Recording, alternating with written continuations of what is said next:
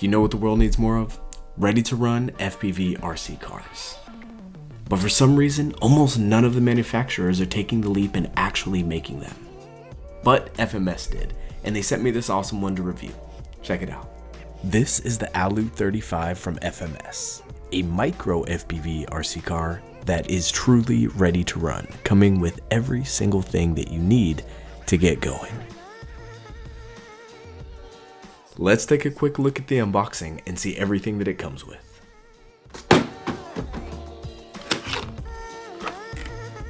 Alright, first thing out of the box is the remote, which has a ton of functionality. Look at all those buttons on top.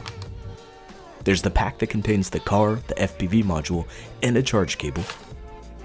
A pack with more charge cables. A manual. And a sweet pair of goggles. We're going to take a look at every single component individually. But first, let's take a look at this car. USB-C charge cable is the first thing up, followed by the FPV module. And here it is. Look at that thing. It looks just like the R35 GTR.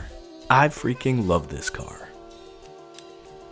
This is where the FPV module goes, and it's actually just held in with magnets, which makes it easy to remove if you're just trying to drive it around on your desk.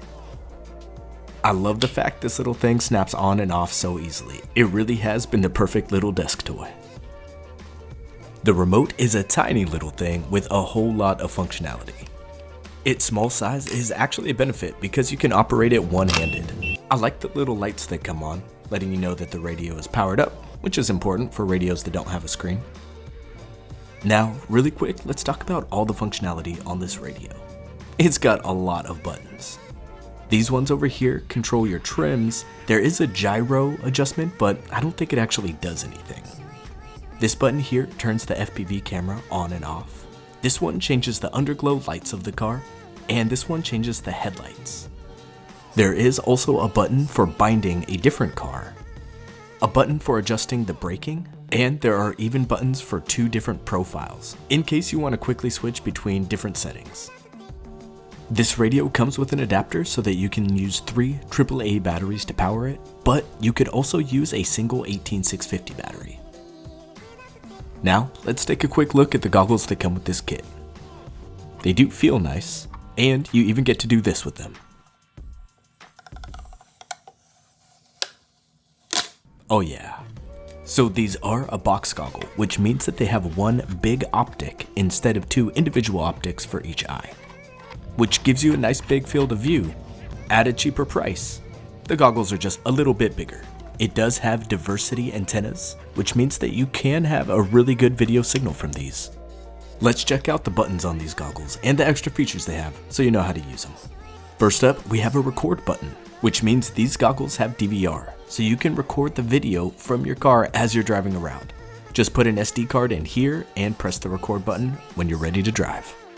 These buttons here are used to change the video channel on the goggles, but I actually like to just use the search button when there's one FPV transmitter powered up. That way it just locks onto that signal and you're good to go. This search button can really come in handy if you can't seem to tune in to your car's video channel. These goggles do support audio, but I don't know if the car actually does. I wasn't able to get any sort of audio recording through the DVR. And last but not least, we have the power button, which you have to hold for about 3 seconds to get the goggles to power up. This also doubles as the menu button, and you can go in and change some settings if you want to tweak some stuff. Overall, this is a super nice pair of goggles that you're getting in an extremely inexpensive, ready-to-run FPV car kit. Not sure if you caught this earlier, but this car has a complete underglow kit with 6 different color options, working taillights, and adjustable headlights. I really can't get over how cool this thing looks. This is probably a good time to mention that there's actually 2 different versions of this car. The ALU35, which is the one I have here, looks like a little GTR R35. Then there's a slightly smaller version called the Flush 30 that looks like a little BMW. I will add a link in the description so you guys can check these out. Now it's time for us to rip this thing around and really check it out.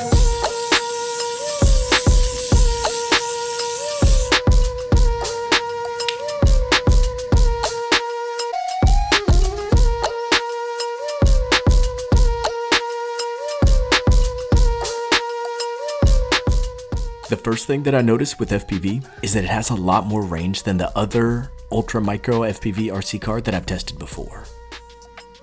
It has no problem going through my entire upstairs without losing signal. I did notice that the video quality is a little bit worse than the other camera, but I think they may actually have to do this to keep the electronics from overheating. I'm happy with a slightly less quality image as long as that image stays around. This thing definitely doesn't go up on top of carpets, so it's a hardwood floor basher only. I think this thing would actually be a blast at a mall.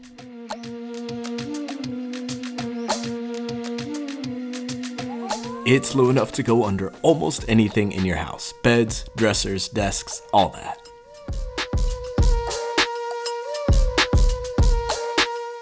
And now another important test is how does it hold up to Kalia.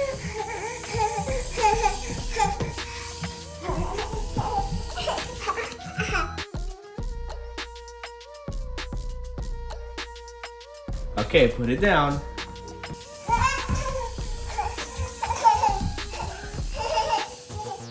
And she absolutely loves it. Thanks everybody for tuning in to my review, and a big thank you to FMS for sending this one out to me. I will put a link in the description so that you could buy one of your own. And of course, that link does help my channel out. So it would be awesome if you could at least click the link and take a look at the car. Awesome. Thank you guys and have a great rest of your day.